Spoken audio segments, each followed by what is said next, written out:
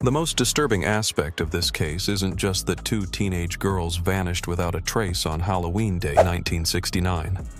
It's that Patricia Spencer and Pamela Hobley weren't even friends. Yet they disappeared together from their small Michigan town and have never been seen again. For over 55 years, their families have lived with the agonizing uncertainty of not knowing whether their daughters are alive or dead, while investigators have pursued countless leads that have led nowhere. This is the story of a Halloween disappearance that has haunted a community for more than half a century and remains one of Michigan's most baffling missing persons cases. Viewer discretion is advised. If you're fascinated by unsolved disappearances and missing persons cases, please take a moment to like this video and subscribe to our channel with notifications turned on for more compelling mysteries like this one. October 31st, 1969 was a crisp autumn day in Oscoda, Michigan, a small town nestled along the shores of Lake Huron. The community was preparing for Halloween celebrations, with children planning their trick-or-treating routes and teenagers looking forward to parties and the homecoming football game at Oscoda High School. Among the students at the school were 16-year-old Patricia Ann Spencer and 15-year-old Pamela Sue Hobley, two girls who shared little in common beyond their attendance at the same school and their tragic fate on that Halloween afternoon. Patricia Spencer was a quiet, studious girl who wore glasses and was known for her responsible nature. Born on January 10, 1953, she stood about 5 feet 4 inches tall with brownish blonde hair and blue eyes. Patricia was close to her family and had no history of running away or rebellious behavior. She was described by those who knew her as mature for her age and someone who could be trusted to make good decisions. On that fateful Halloween day, she wore a brown pullover with a matching skirt, high-heeled shoes, and carried a jacket with a gray and green plaid design along with a necklace decorated with a peace sign. Pamela Hobley was slightly younger at 15 years old, born on May 24, 1954. She had brown hair and eyes and stood between 5 feet 6 inches and 5 feet 8 inches tall. Like Patricia, Pamela was considered a good student and a responsible teenager who maintained close relationships with her family. She lived with her mother and 3 sisters and had recently become engaged to a local boy, giving her every reason to look forward to her future. Pamela had told her family that she planned to attend the homecoming football game and a Halloween party before returning home that evening. What made the girls' disappearance particularly puzzling was that Patricia and Pamela were not considered friends.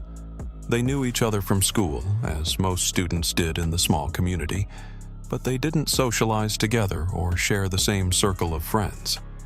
This fact would later become one of the most confusing aspects of their disappearance, as investigators struggled to understand why two girls who barely knew each other would leave school together and vanish without a trace. The last confirmed sighting of Patricia and Pamela occurred around 2 p.m. on Halloween afternoon as they left Oscoda High School together.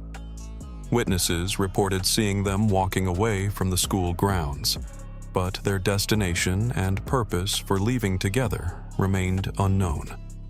Initially, it was believed that they had simply walked away from school and would return home by evening, but as the hours passed and neither girl appeared at the homecoming game or the Halloween party, their families became increasingly concerned. When Pamela failed to return home after her family had finished trick-or-treating, her fiancé contacted her mother to report that she had never arrived at the Halloween party.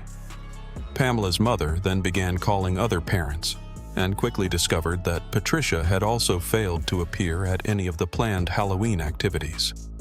The realization that both girls were missing sparked immediate concern in the tight-knit community, and by the next morning, a full-scale search was underway. The initial investigation focused on the possibility that the girls had run away together, perhaps planning to travel to Flint, Michigan, where they might have had connections or believed they could find work. However, this theory quickly fell apart when investigators discovered that neither girl had taken their purses, identification, or extra clothing when they left school. Both families insisted that their daughters had no reason to run away and were happy at home with bright futures ahead of them. As the search expanded, investigators began to piece together the girls' movements on that Halloween afternoon. A witness came forward claiming to have picked up the two girls as they were walking along River Road and dropped them off in downtown Oscoda. This sighting was later corroborated by additional witnesses who reported seeing the girls in the downtown area, suggesting that they had continued their journey from there, possibly by hitchhiking. The investigation took on new urgency as authorities began to suspect that the girls had been abducted. The fact that they had left school together despite not being close friends suggested that they might have been approached by someone who convinced them to leave, or that they had been forced to go against their will. The timing of their disappearance on Halloween, when many people were wearing costumes and masks, added another layer of complexity to the investigation, as potential witnesses might not have been able to accurately identify suspicious individuals. Law enforcement agencies from multiple jurisdictions joined the search effort, including local police, county sheriffs, and state investigators. Search teams combed the forests, fields, and waterways around Oscoda, looking for any sign of the missing girls. Volunteers from the community organized their own search parties, checking abandoned buildings, remote areas, and any location where the girls might have been taken or hidden. Despite these extensive efforts, no trace of Patricia or Pamela was found. Over the years, numerous tips and leads have been investigated, but none have provided definitive answers about what happened to the girls. In 1985, police received information suggesting that Patricia and Pamela had been murdered by two area men and buried near a barn that was known as a popular location for teenage parties. This lead prompted an extensive search of the area using cadaver dogs and ground-penetrating radar, but no evidence of human remains was discovered. Another significant lead came from a man who claimed to have given the girls a ride to a gas station near where they were last seen. This individual reportedly told police that he had been questioned about the incident in the past, but there was no record of this interview in the official case files. If true, this would represent the last confirmed sighting of Patricia and Pamela, but the lack of documentation has made it impossible to verify the claim or pursue it further. The case has been complicated by the passage of time and the loss of potential witnesses and evidence. Many of the original investigators have retired or passed away, and physical evidence from the 1960s may have been lost or degraded beyond usefulness. However, modern investigative techniques and advances in forensic science have provided new hope for solving cold cases like this one, and authorities continue to review the evidence and follow up on any new leads that emerge. One theory that has been explored is a possible connection to the Oakland County child killer, a serial predator who was active in Michigan during the 1970s and was responsible for the deaths of several children. However, the timeline and geographic location of Patricia and Pamela's disappearance make this connection unlikely, and investigators have found no concrete evidence linking their case to the known serial killer. The families of Patricia Spencer and Pamela Hobley have never given up hope of finding answers about their daughter's fate. Pamela's family offered a $1,000 reward for information leading to her discovery or the arrest of anyone responsible for her disappearance, and both families have cooperated fully with law enforcement throughout the decades-long investigation. The pain of not knowing what happened to their children has been compounded by the lack of closure and the inability to properly grieve their loss.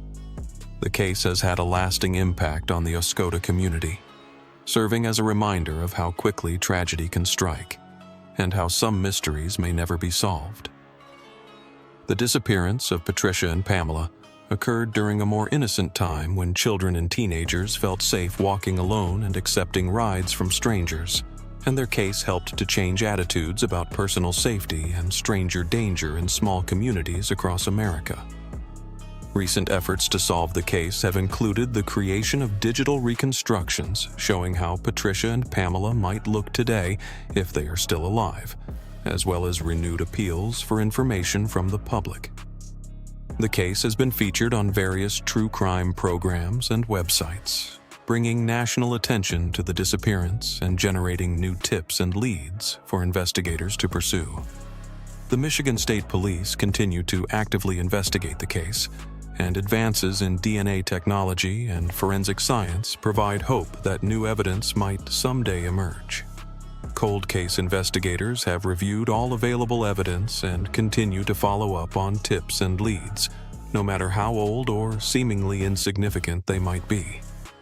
The department has also worked to digitize old case files and evidence to ensure that nothing is lost and that the investigation can continue effectively. If you found this investigation into a decades-old disappearance as compelling and heartbreaking as we did, please take a moment to like this video and subscribe to our channel with notifications turned on.